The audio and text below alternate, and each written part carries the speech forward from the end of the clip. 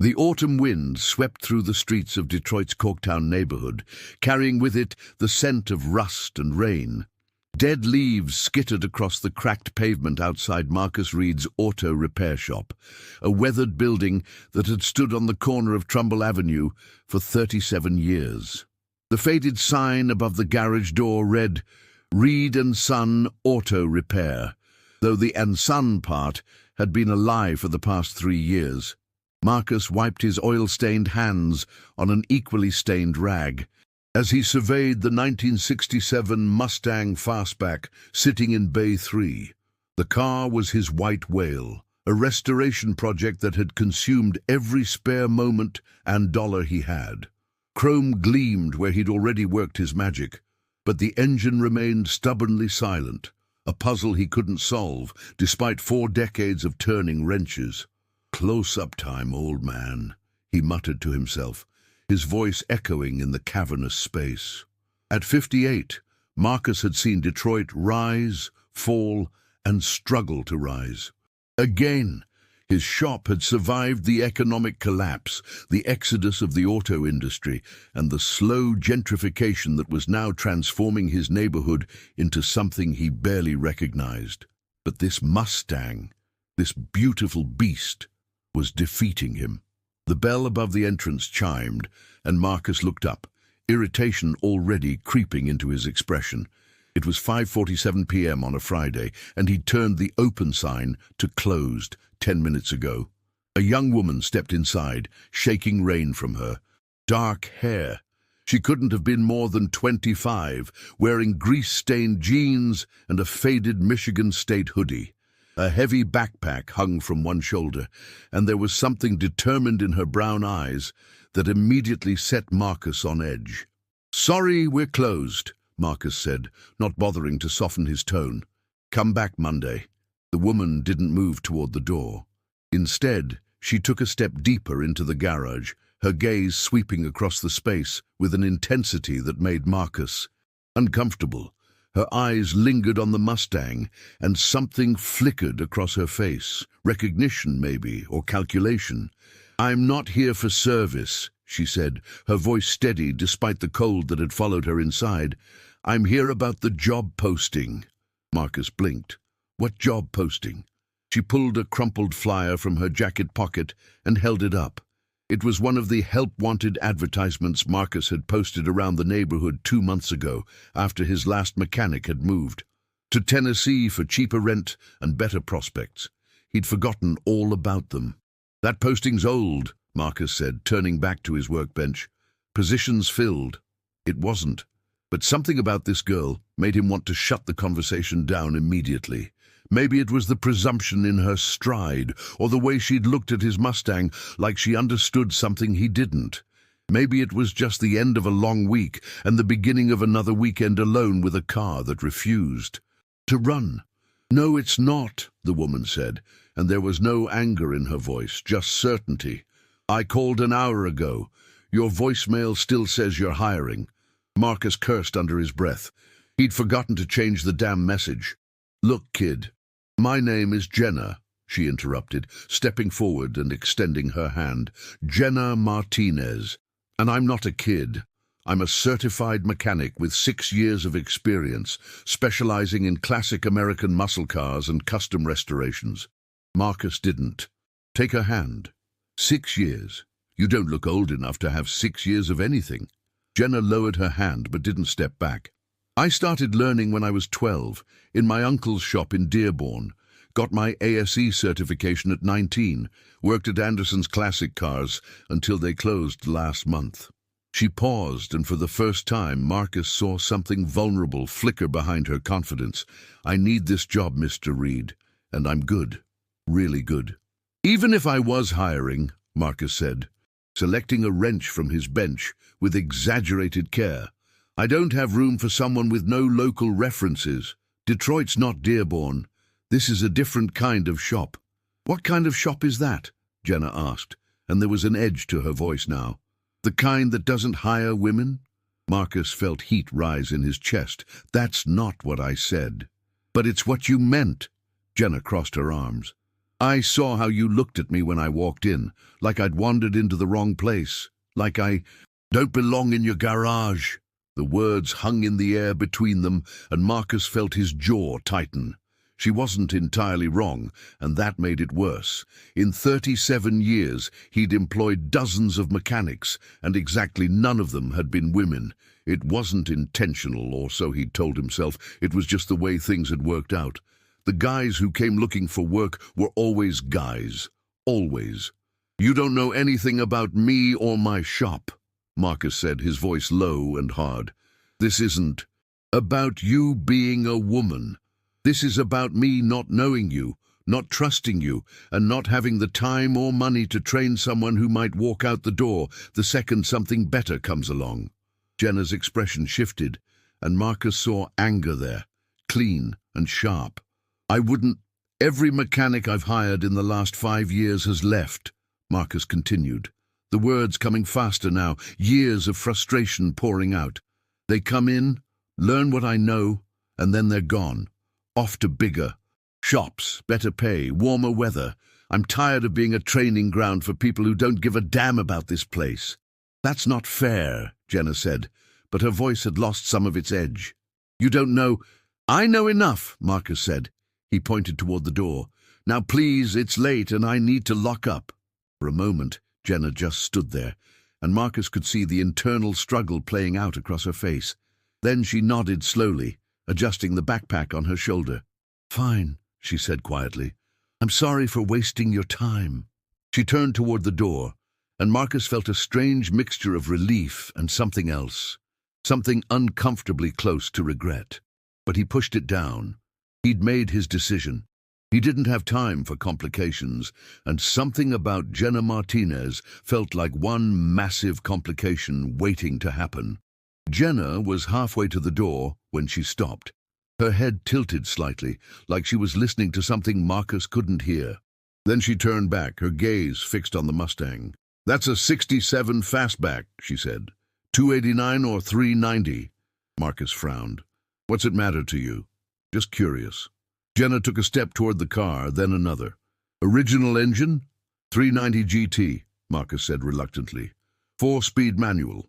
All original except the carburetor, which I replaced 6 months ago. Jenna nodded slowly, circling the car with the same intense focus she'd shown when first entering the garage. She crouched down near the passenger. He sighed, peering at something beneath the chassis. "Don't touch that," Marcus snapped, moving toward her. Jenna held up her hands. "I'm not touching anything, but I am looking, and unless I'm wrong, you've got a vacuum leak somewhere in the intake manifold. See that slight discoloration there?" She pointed, but didn't make contact with the car. "That's dried condensation, which means air's getting in where it shouldn't." Marcus felt his stomach drop. He'd been chasing a vacuum leak for weeks, convinced it was the source of his problems but unable to locate it. He'd checked every connection, every gasket, every possible entry point, and he'd missed that spot entirely. "How did you—" he started, then stopped himself. Jenna stood up, brushing dust from her jeans. "Like I said, I specialize in classic American muscle. I've rebuilt 4 first-gen Mustangs, including 2 fastbacks. They're temperamental as hell, but once you understand them, they're like old friends." She paused. "But I'm sure you already knew about the vacuum leak. You seem like you know what you're doing." There was no sarcasm in her voice, but Marcus heard the unspoken challenge anyway. He moved to where Jenna had been crouching and examined the spot she'd indicated. Sure enough, there it was. The telltale signs of a leak he'd somehow missed in dozens of inspections. "How long have you been working on this?" Jenna asked, her voice softer now. 3 years, Marcus admitted. "Give or take. And you're stuck." It wasn't a question, and Marcus didn't bother denying it. He straightened up, his knees protesting the movement. "Yeah, I'm stuck." Jenna was quiet for a moment, and when she spoke again, her voice was careful. "I could help. Not for the job. I get that you don't want to hire me, but just for tonight. Let me help you find all the issues and then I'll go. No strings attached." Marcus turned to face her, suspicion and something else warring in his chest. "Why would you do that?" Jenna shrugged. Because that's a beautiful car, and it deserves to run. And because—" she hesitated. "Because I know what it's like to be stuck. To pour everything you have into something and still come up short. I wouldn't wish that on anyone." The rain had picked up outside, drumming against the garage's metal roof with increasing intensity. Marcus looked at the Mustang, then at Jenna, then back at the car.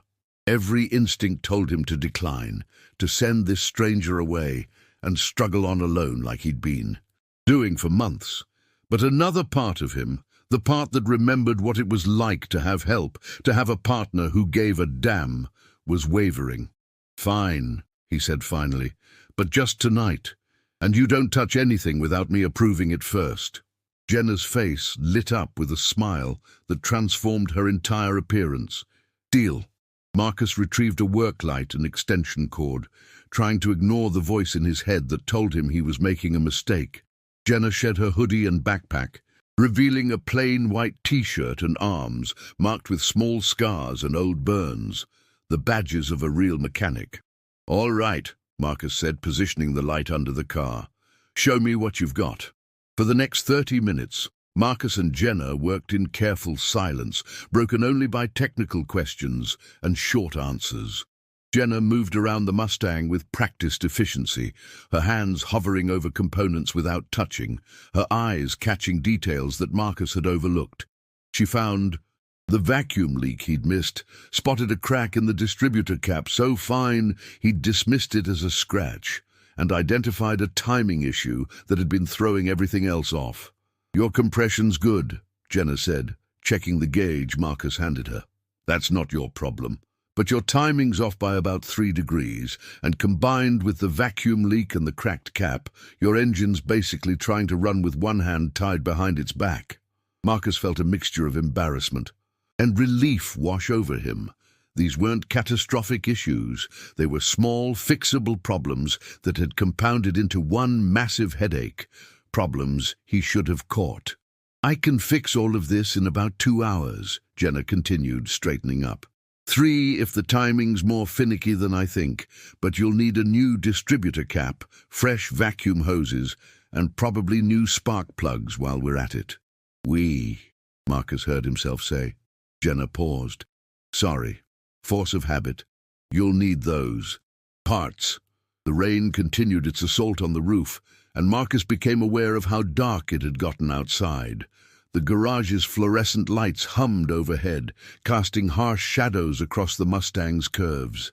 "I've got all those parts in stock," Marcus said slowly. We could fix it tonight, if you want." Jenna's expression was carefully neutral. "I thought this was just for tonight anyway. Might as well finish what we started." Marcus nodded, already moving toward his parts. "Inventory.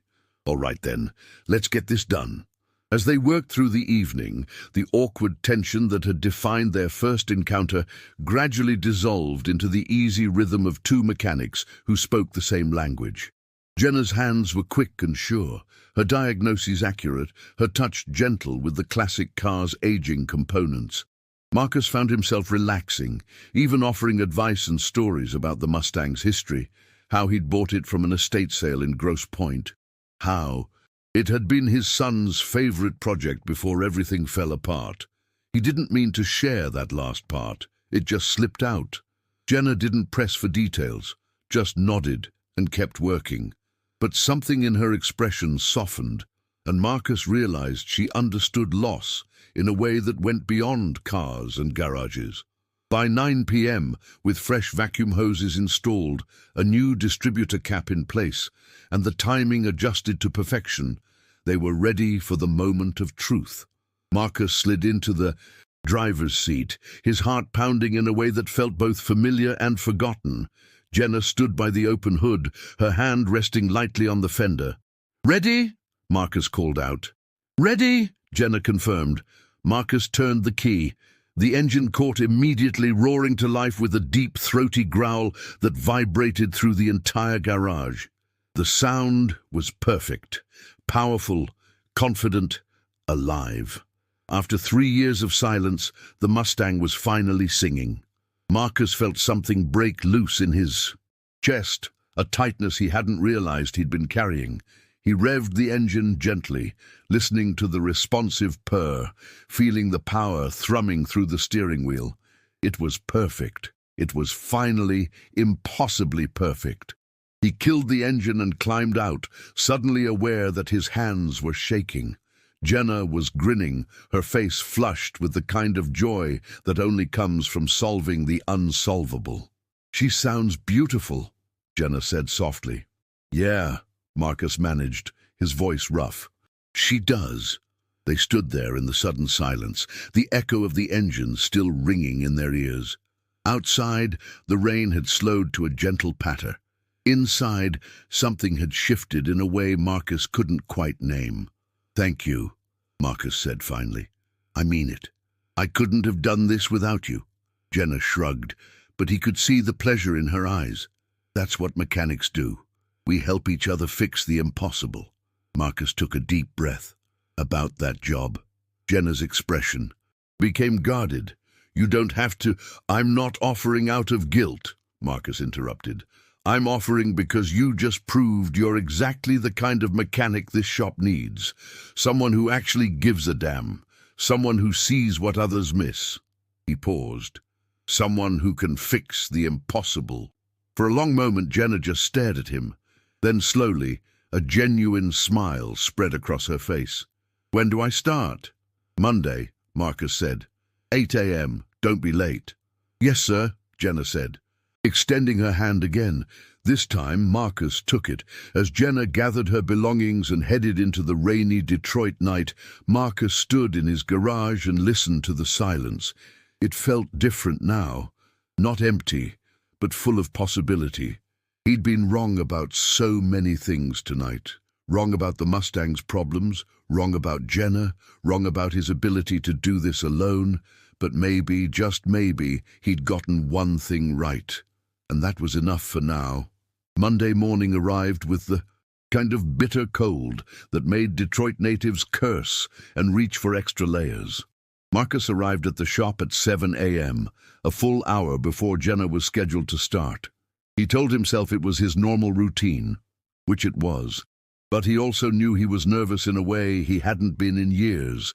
He busied himself with opening procedures, firing up the ancient coffee maker that had been with him since the Reagan administration, checking the schedule for the week ahead.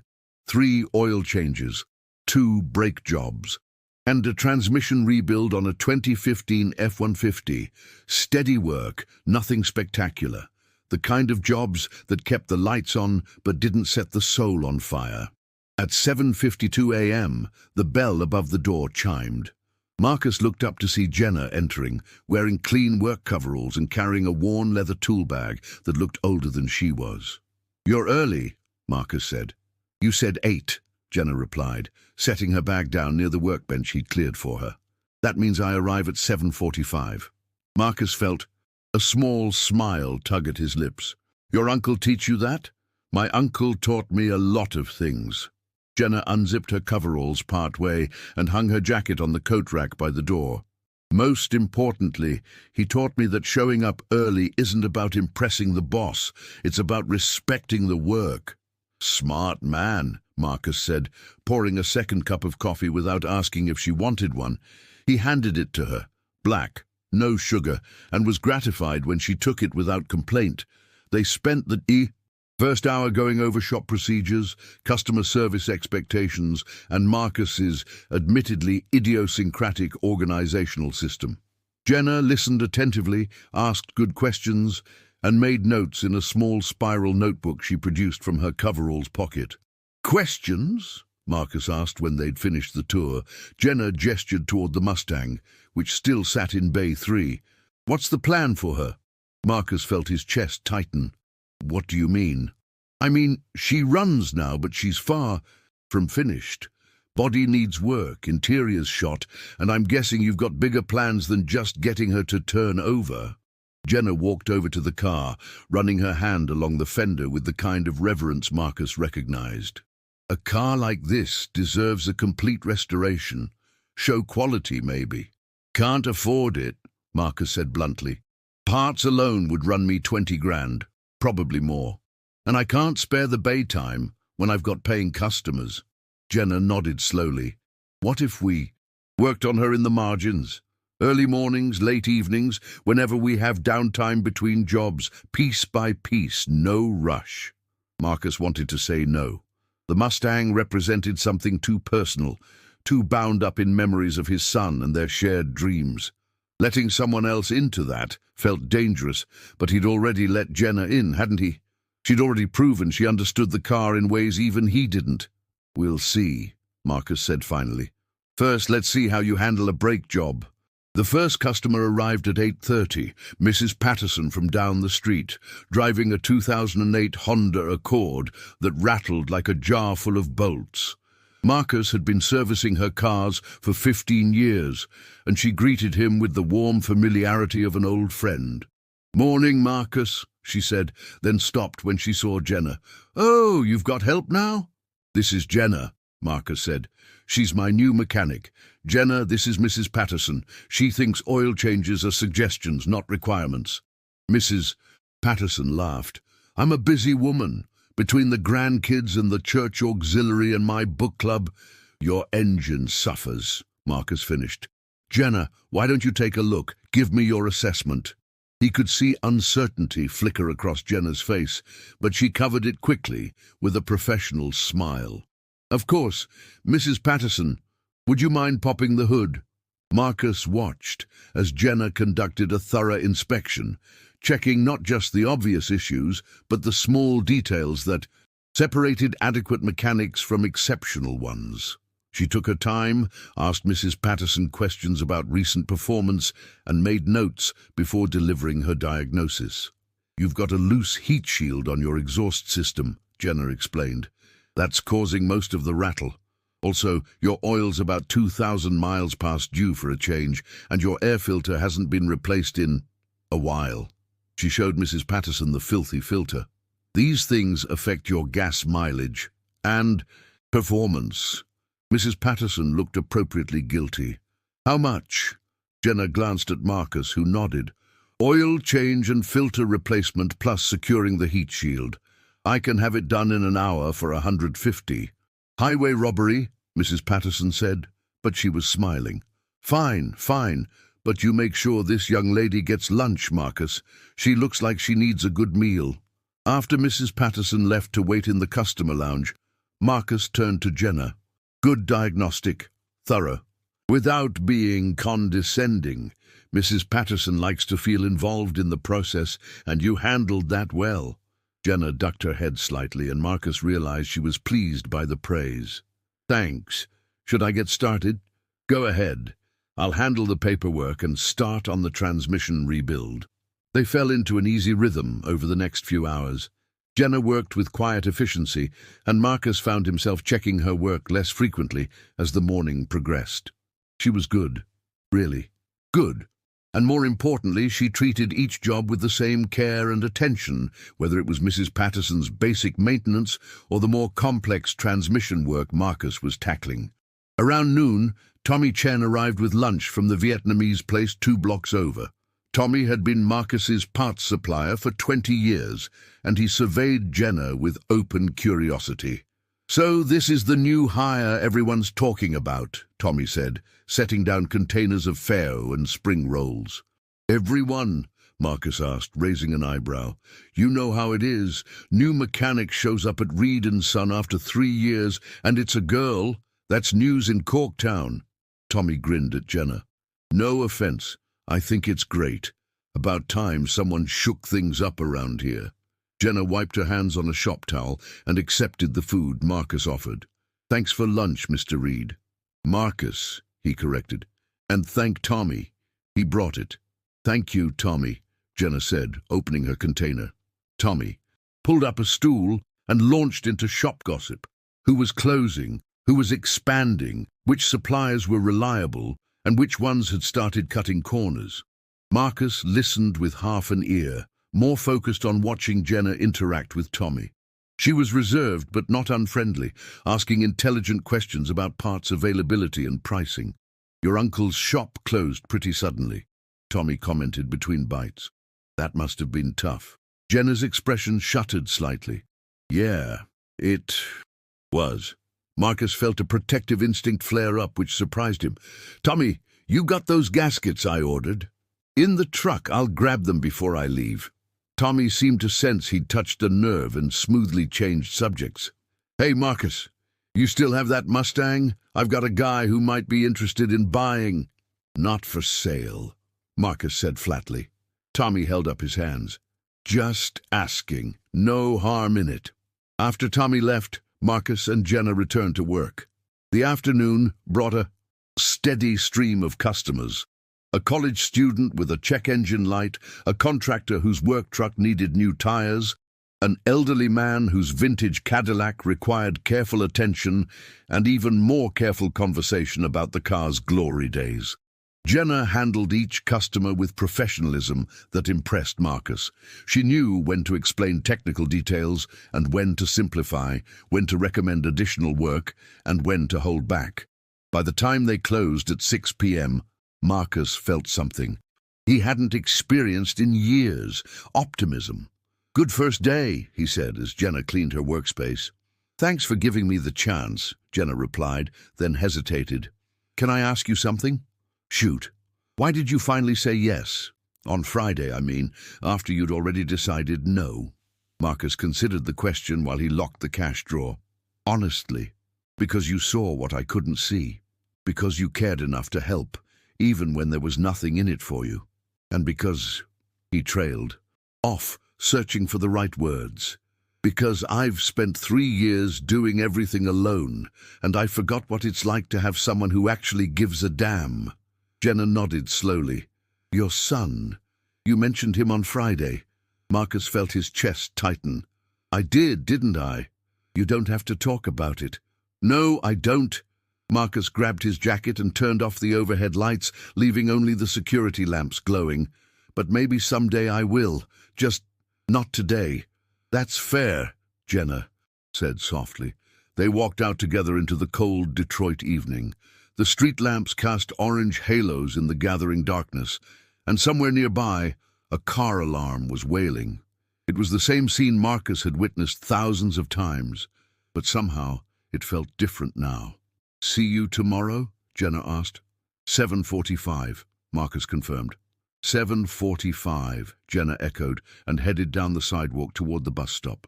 Marcus watched her go, then climbed into his truck and sat there for a moment, engine idling. His phone buzzed with a text from an unknown number. "Today was good, thanks again, Jenna." He stared at the message, then slowly typed out a reply. "You earned it. Rest up. Tomorrow's busier." The response came almost immediately. "Looking forward to it." Marcus allowed himself a small smile and put the truck in gear. As he drove through Corktown's familiar streets, past the empty lots and renovated buildings, past the old and the new existing in uneasy proximity, he thought about second chances and fresh starts. He thought about the Mustang running perfectly in Bay 3, about Jenna's careful hands and careful questions, about the way she'd looked at his shop like it was exactly where she belonged. Maybe she was right. Maybe she did belong there. The thought should have scared him, but instead it felt like relief. Over the next 2 weeks, a routine established itself. Jenna arrived at 7:45 every morning without fail, already sipping coffee from the thermos she brought from home. She and Marcus would review the day's schedule, divvy up the work, and then lose themselves in the familiar rhythms of diagnosis, repair, and maintenance. Jenna proved herself repeatedly. She caught a potentially catastrophic brake failure on a young mother's minivan, saving who knows how many lives. She diagnosed a complex electrical issue in a vintage Corvette that had stumped 3 other shops. She handled difficult customers with grace and friendly ones with warmth, and slowly Marcus's regular clients started asking for her by name. "You found yourself a keeper," Mrs. Patterson told Marcus during her follow-up visit. "That girl knows her business." Marcus couldn't disagree, but it was the quiet moments that mattered most. The early mornings when they'd work on the Mustang before the day's chaos began. The late evenings when they'd tackle the projects that required extra time and care. Jenna never pushed Marcus to talk about his son or the obvious. Grief that clung to the Mustang like morning fog. But she was there, steady and reliable, a presence that made the work feel less like obligation and more like purpose. One evening, 3 weeks after Jenna started, they were staying late to finish the Mustang's interior restoration. Marcus had sourced period-correct seats from a salvage yard in Ohio, and they were carefully installing them when Jenna broke the comfortable silence. "Can I ask what happened to your son?" Marcus's hands stilled. He'd been expecting this question, had been preparing for it, but it still hit him like a punch to the gut. "You don't have to," Jenna started. "No, it's okay." Marcus set down his wrench and sat back on his heels. "His name was David. He died 3 years ago. Car accident, drunk driver, wrong place, wrong time. He was 23. "I'm so sorry," Jenna said softly. "This car was supposed to be his graduation present," Marcus continued, the words coming easier now that he'd started. "We'd been working on it together since he was 16, every weekend, every summer, just the two of us in this garage. He loved this car more than anything." Marcus looked at the Mustang, seeing all the memories embedded in its metal and chrome. "After he died, I couldn't touch it, couldn't even look at it. Took me a year just to come back to the shop regularly." "But you kept going," Jenna said. "What choice did I have?" Marcus felt the familiar bitterness creep into his voice. "Shop's all I have left. This, and a house that's too quiet and too full of memories." Jenna was quiet for a long moment. "My uncle died too," she said finally. "That's why his shop closed. Heart attack, completely unexpected.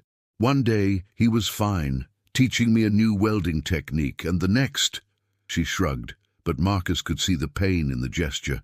"He was more like a father to me than my actual father. Taught me everything I know, everything I am." "I'm sorry," Marcus said, and meant it. "Me too." Jenna picked up her wrench, turning it over in her hands. "But I think he'd be glad I'm here, glad I'm still doing the work he taught me to love. And I think—" She hesitated. "I think your son would be glad too. Glad this car's finally getting finished. Glad you found someone to help you do it." Marcus felt his throat tighten. "Maybe. Definitely," Jenna said with quiet certainty. "Because this car deserves to be completed, and you deserve to have help. Nobody should carry this alone." They worked. In silence after that. But it was a different kind of silence, not awkward or heavy, but companionable, marked by understanding. As Marcus secured the final bolt on the driver's seat, he realized something had shifted. The Mustang was no longer just a monument to loss. It was becoming something else, a bridge between past and future, between grief and healing. It was becoming a way forward. December arrived in Detroit with a vengeance, bringing with it the kind of lake-effect snow that turned the city into a frozen landscape of grey and white.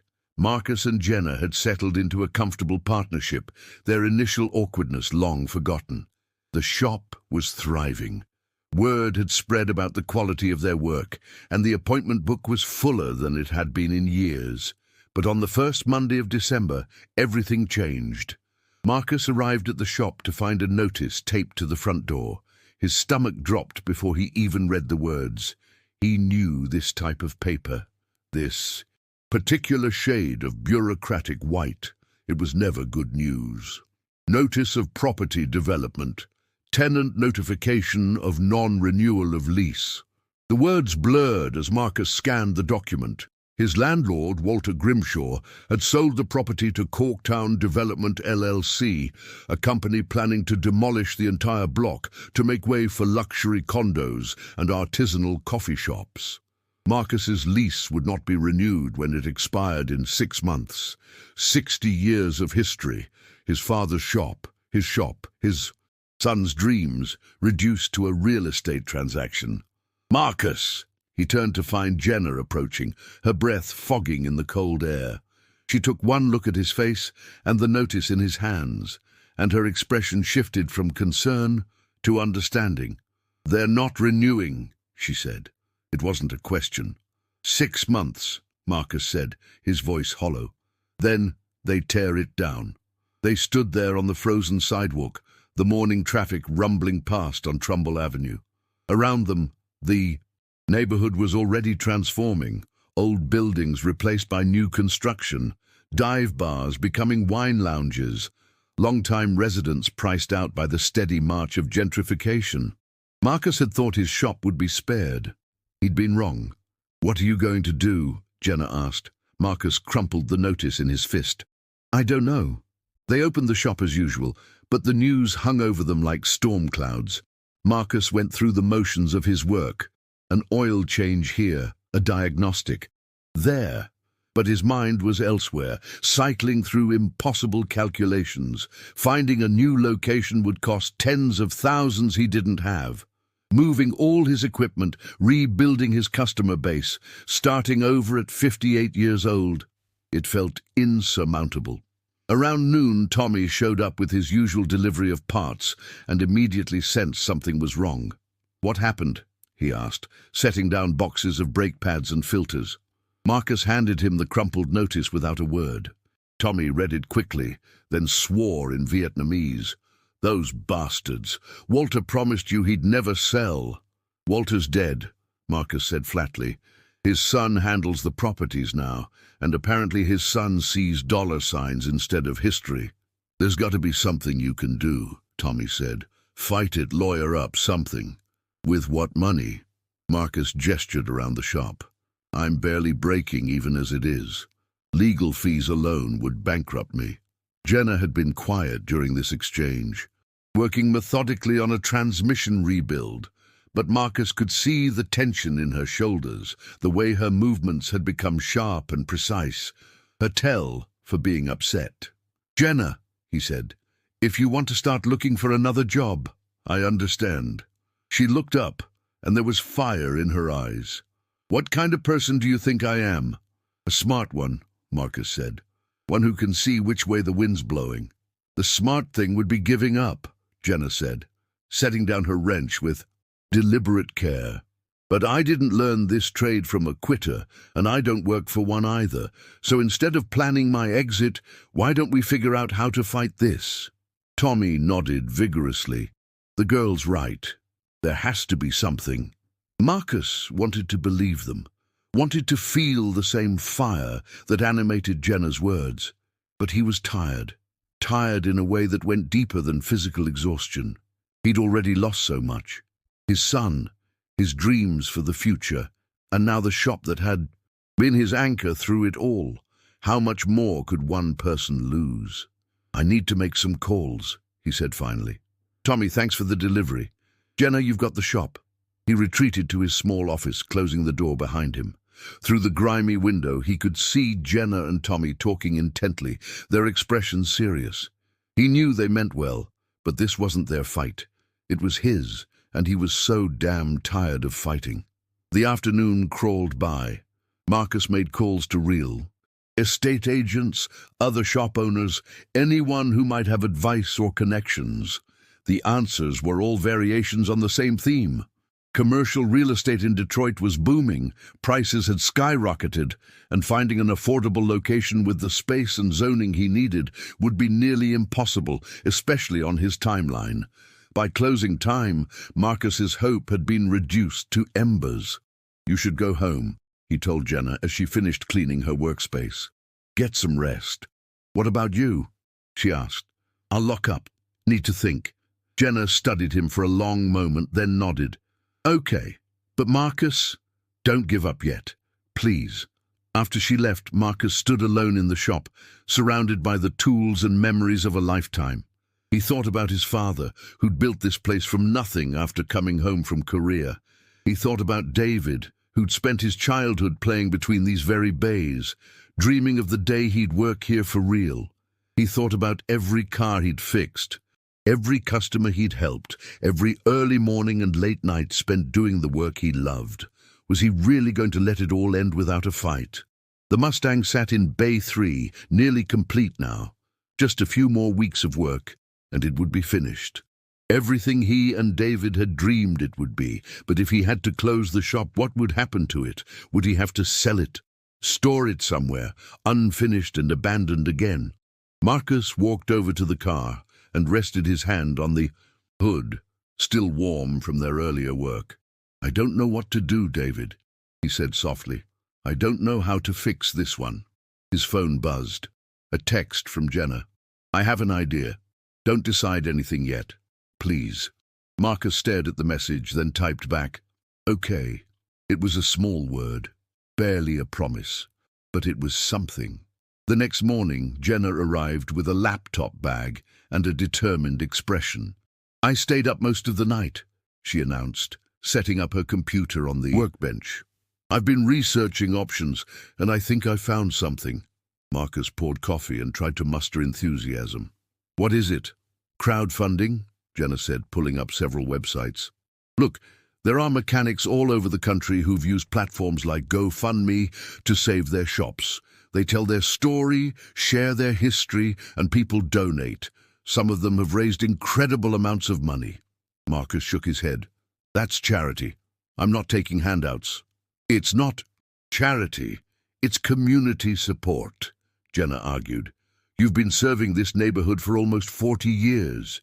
You've given people fair prices, honest work, and a place they can trust. Why is it wrong to let them give back?" "Because I'm supposed to stand on my own 2 feet." "Says who?" Jenna's voice rose with frustration. "Marcus, pride is one thing, but this is survival. You think your father would have refused help if someone offered it? You think David would want you to lose everything, rather than accept support from people who care about you?" The mention of his son hit Marcus like cold water. Don't what? Don't tell you the truth?" Jenna was angry now, really angry, and it shocked Marcus into silence. "I've watched you for 2 months now. Carrying everything alone, acting like needing help is somehow shameful. But you know what?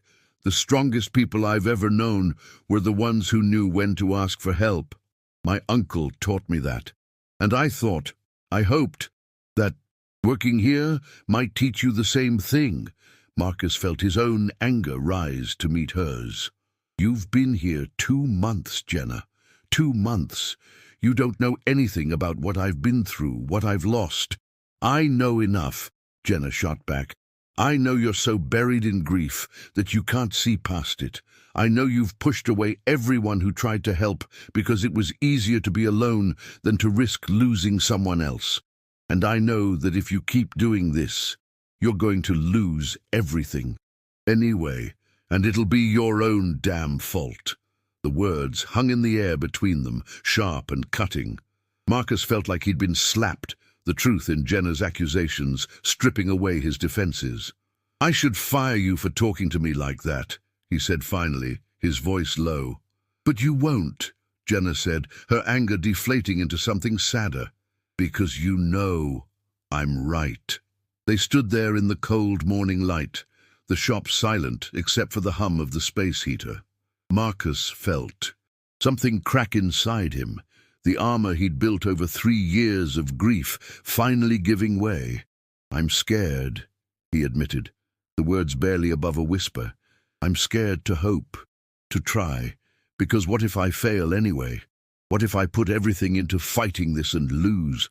I don't know if I can survive that kind of loss again." Jenna's expression softened. "You won't be alone this time. I'm here. Tommy's here. Your customers are here. We'll all help carry this. You just have to let us." Marcus onto a stool, suddenly exhausted. "I don't know how." "We start small," Jenna said, pulling up a chair beside him. "We create the crowdfunding page, tell your story, share pictures of the shop and the Mustang. We reach out to your customers, ask them to spread the word. We make calls to local news stations. Human interest stories like this are exactly what they cover. And we keep working, keep fixing cars, keep showing everyone why this place matters. And if it doesn't work, then at least we tried," Jenna said simply. "At least you'll know you didn't just give up." Marcus looked at the laptop screen, at the examples of other shops that had been saved by community support. Some of the campaigns had raised $5,000. Others, $50,000. A few had even topped $100,000. The stories attached to them were remarkably similar. Long-time mechanics facing eviction, family businesses on the verge of closure, communities rallying to save the places that mattered to them. Maybe, just maybe, it could work. "All right," Marcus said finally. "Let's do it." Jenna's face lit up. "Yeah? Yeah." Marcus managed a small smile. "But I'm terrible with computers, so you're going to have to help." "That's what I'm here for," Jenna said, already opening a new browser tab. They spent the next 2 hours crafting the crowdfunding page. Marcus told his story, his father's legacy, his son's dreams, the decades of service to the community. Jenna helped him find the right words, the balance between honesty and hope. They uploaded photos of the shop, both current and historical, including an old picture of Marcus and David working on the Mustang together. That photo almost broke Marcus's resolve. David was 15 in it, grinning at the camera with grease on his face and infinite possibility in his eyes. But Jenna squeezed his shoulder and said, "He'd be proud of you for doing this." And Marcus found the strength to continue. They set the fundraising goal at $75,000, enough to cover first and last month's rent on a new location, moving costs, and some buffer for unexpected expenses. It was an ambitious number, maybe even an impossible one. But as Jenna pointed out, impossible was becoming something they specialized in. When they finally hit publish on the campaign, Marcus felt a strange mixture of vulnerability and relief. He was asking for help, really asking, for the first time in years. It terrified him, but it also felt like breaking, free from something that had been crushing him slowly. "Now what?" he asked. "Now we share it everywhere," Jenna said, pulling out her phone. "Social media, email, word of mouth, and I'm going to call some people I know in the local car community. There's a whole network of enthusiasts who support shops like this." Over the next few days, something remarkable happened. The campaign started slowly. $100 here, 50 there, mostly from customers Marcus had served for years. But then, Jenna's contacts in the car community shared the link, and it began to spread. Local car clubs shared it. Classic car forums picked it up. A popular YouTube channel that focused on Detroit automotive history featured it in their weekly video. The donations started coming faster. $500 from a woman whose father's last car Marcus had serviced before he passed away. $1,000 from a car club in Dearborn. $250 from a customer who wrote, "You were honest with me when every other shop tried to scam me. This is the least I can do." Within a week, they'd raised $15,000. Marcus watched the total climb with a mixture of disbelief and hope. People were fighting for his shop, for him, in a way he never could have imagined.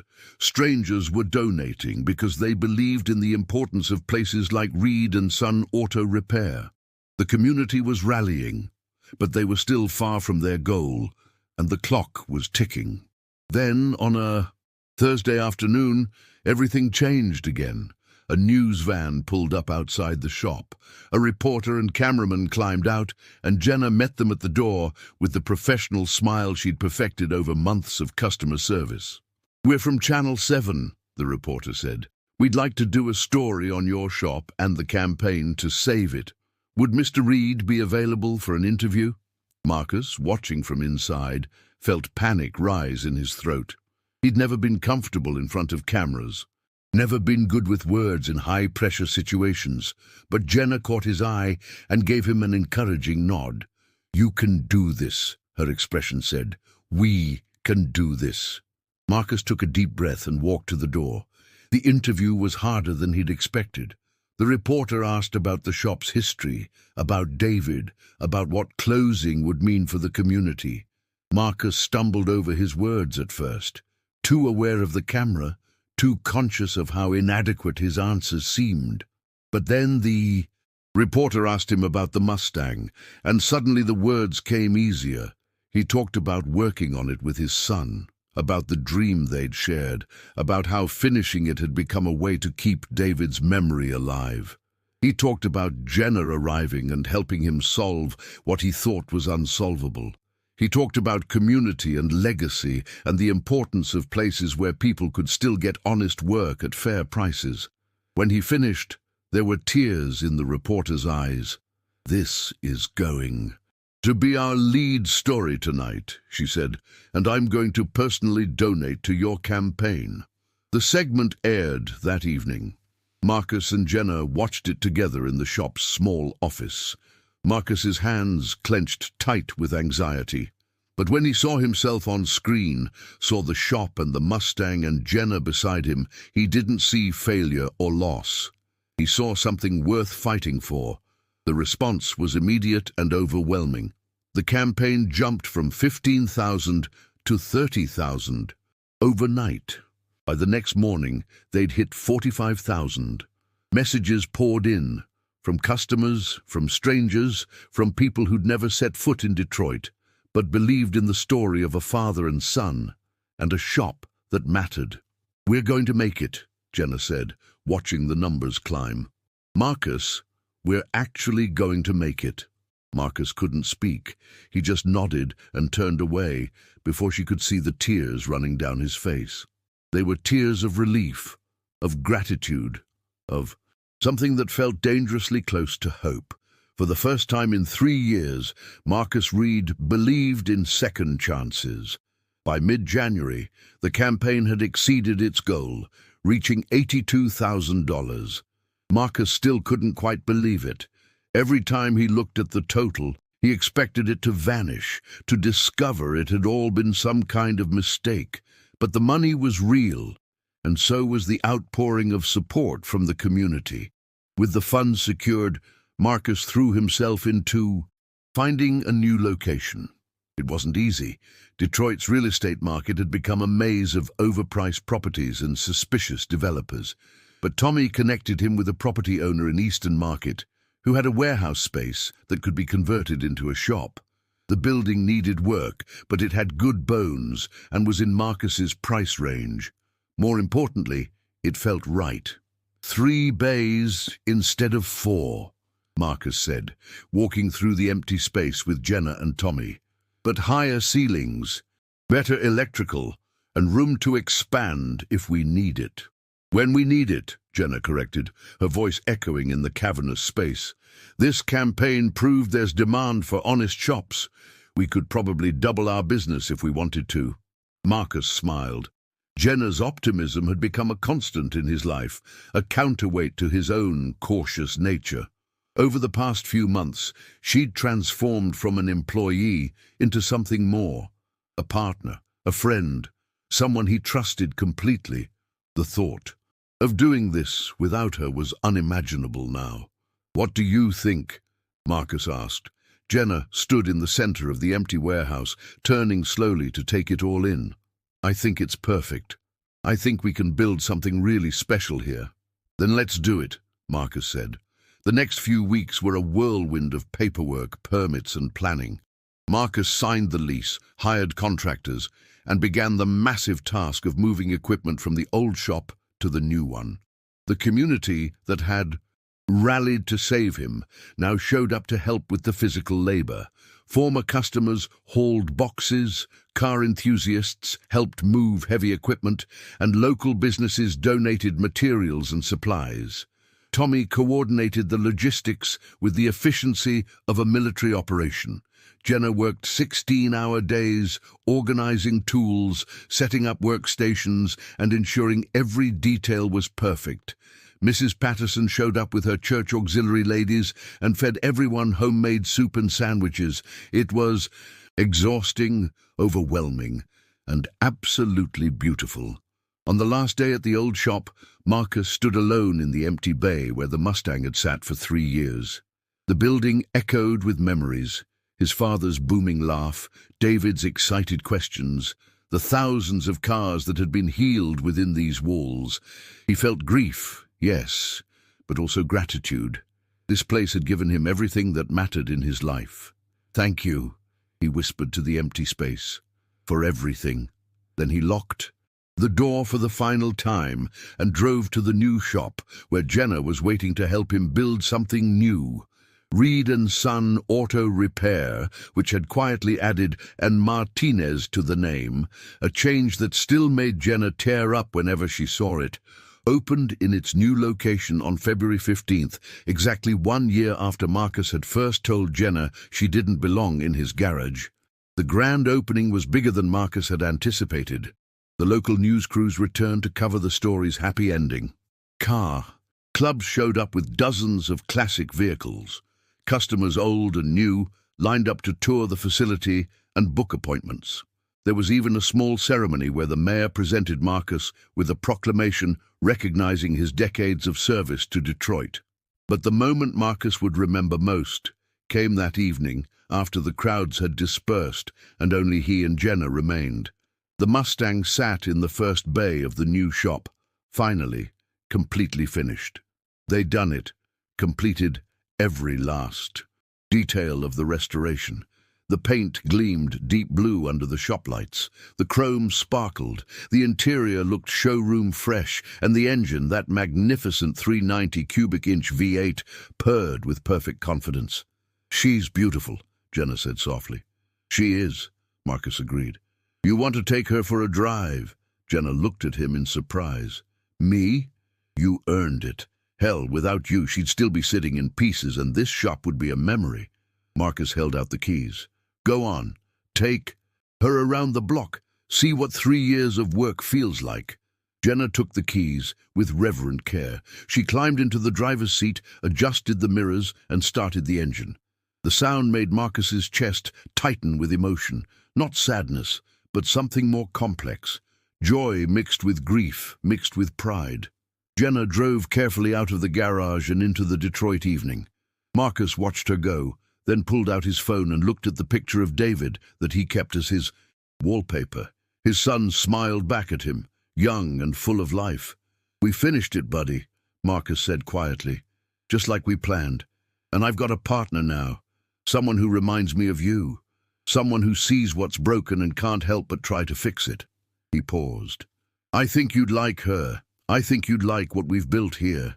The Mustang returned 15 minutes later, Jenna's face glowing with joy. "That was incredible," she said, climbing out reluctantly. "Marcus, she drives like a dream. Perfect power, perfect handling, everything you wanted." "Everything we wanted," Marcus corrected. "This was never just my project, not from the moment you walked in that door." Jenna smiled, but there was something uncertain in her expression. "Can I ask you something?" "Always." "What are you going to do with her now? I know you said you'd never sell, but are you going to show her? Or just keep her?" Marcus had been thinking about this question for weeks.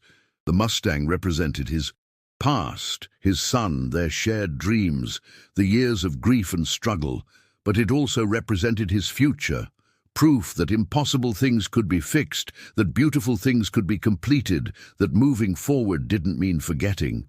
"I'm going to drive her," Marcus said finally, "every Sunday, weather permitting, and sometimes I'm going to let you drive her because you helped make her what she is. And maybe, someday, we'll show her at car shows and let people see what passion and patience can create." He ran his hand along the fender. "But mostly, I'm going to enjoy her, because that's what she was always meant for. Not sitting in a garage like a monument, but being driven and loved and lived with." "David would approve," Jenna said. "Yeah," Marcus agreed, his throat tight. "I think he would." They stood there together, mechanic and mentor, looking at the car that had brought them together. Outside, Detroit hummed with life, cars passing on the street, lights glowing in windows, the city endlessly reinventing itself. Inside, Reed and Son and Martinez Auto Repair was warm and bright, full of tools and possibility. "You know what the best part is?" Jenna asked. "What's that?" "This isn't the end of the story. It's the beginning. We've got a new shop, a growing customer base, and a reputation for doing the impossible." She grinned. "Who knows what we'll build next?" Marcus smiled. 6 months ago, he'd been alone, stuck, convinced his best days were behind him. He'd told a young Woman, she didn't belong in his garage, and she'd proven him wrong in every way that mattered. She'd shown him that asking for help wasn't weakness but strength, that moving forward didn't mean forgetting the past, that the impossible was just a problem that hadn't been solved yet. "I've got some ideas," Marcus said, "but first let's celebrate. I'm buying dinner. Best Coney dogs in Eastern Market." "Now you're talking," Jenna said. They locked up the shop together, turning off lights and setting the security system. Marcus paused at the door, looking back at the Mustang one more time. In the dim security lighting, it looked like something from a dream. Beautiful, impossible, real. "Thank you," he said, not entirely sure if he was talking to Jenna, to David, or to the universe at large, maybe all three. "For what?" Jenna asked. "For not giving up on me, for fixing what I thought was unfixable, for helping me remember why I do this in the first place." Jenna bumped his shoulder gently. "That's what mechanics do, remember. We fix the impossible, even when the impossible is a stubborn old man who thinks he has to do everything alone." "Old?" Marcus protested, but he was smiling. "Experienced," Jenna amended. "Wisely seasoned, distinguished." "Better," Marcus said. They walked out into the February night, the cold biting but not unbearable. Steam rose from the street grates, and somewhere in the distance, a car horn honked. It was just another evening in Detroit, in a city that knew something about breaking down and rebuilding, about taking damage and coming back stronger. Marcus's phone buzzed with messages from customers booking appointments, from supporters congratulating him on the new shop, from Tommy sending memes about mechanics that made zero sense, but somehow made Marcus laugh anyway. Life, Marcus realized, was pretty damn good. "Hey, Marcus," Jenna said as they walked toward his truck. "Yeah? You know that thing you said to me? About not belonging in your garage?" Marcus winced. "I'm never going to live that down, am I?" "Nope," Jenna said cheerfully. "But I just wanted to say you were right." Marcus stopped walking. "What?" "I didn't belong in your garage," Jenna continued. "I belonged in our garage, our shop, our partnership." She met his eyes. "It just took you a minute to figure that out." Marcus felt emotion swell in his chest. Gratitude, affection, something close to paternal pride. "You know what? You're absolutely right. I usually am," Jenna said. "Now come on, I'm starving. And you promised me the best Coney dogs in Detroit." "Best in the Midwest," Marcus corrected. "We'll see about that." They drove through the city together, talking about plans for the shop, about cars they wanted to work on, about the future they were building one impossible repair at a time. And for the first time in 3 years, Marcus wasn't looking backward. He was looking forward, toward all the miles yet to travel, all the problems yet to solve, all the impossible things waiting to be fixed. The Mustang was finished, but Marcus Reed's story was just beginning. And he wasn't driving alone anymore.